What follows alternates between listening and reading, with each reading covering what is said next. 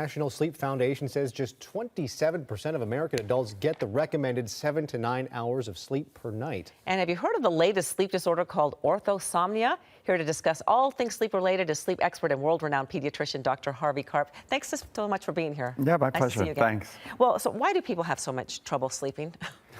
You know, there are lots of different reasons. Of course, we're trying to jam more into a single day. Another thing is electric lights, believe it or not, because now we extend the day longer and longer. Computers, of course, are.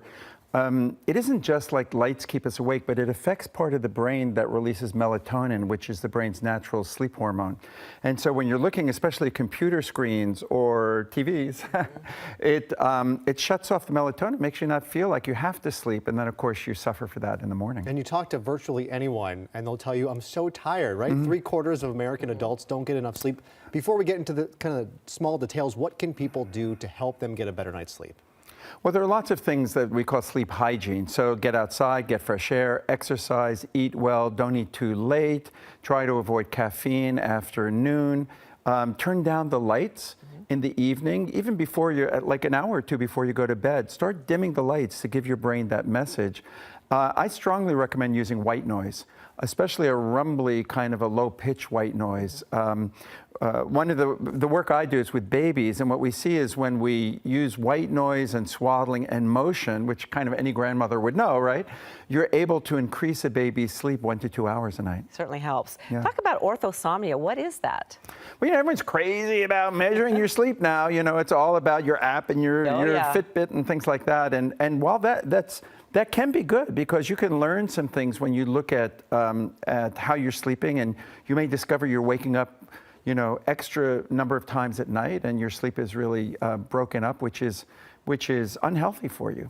But if you're so focused, you know, you're checking your Fitbit all throughout the night, that's going to ruin your sleep as well. So it's one of the things that I think is important is just trying to get to bed early. That's really one of the hardest things, because we're trying to fit so much in. But if you can do that, usually your brain's going to help you do the rest. How early is early? Sorry.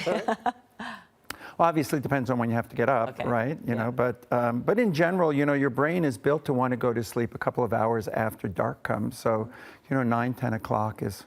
So for those of us that work the night shift, it's very I know, it's very hard. Eating right before bed. I think I checked off every single one of those don't do's on your list. It's not just for adults. Real quick, we have about 20 seconds left. You're also authored a book, Happiest Baby on the Block. Right. You're not aiming just to get adults to sleep well, but babies as well. No, because the baby sleeps. So we created a bed called Snoo, which adds hours to a baby's sleep and keeps them safe. So by keeping the baby sleeping better, we're keeping the parents sleeping better. And now we work with industries all across the country, like Activision and Hulu, to give this bed to their parents, so that the baby sleep better, and then the parents sleep better.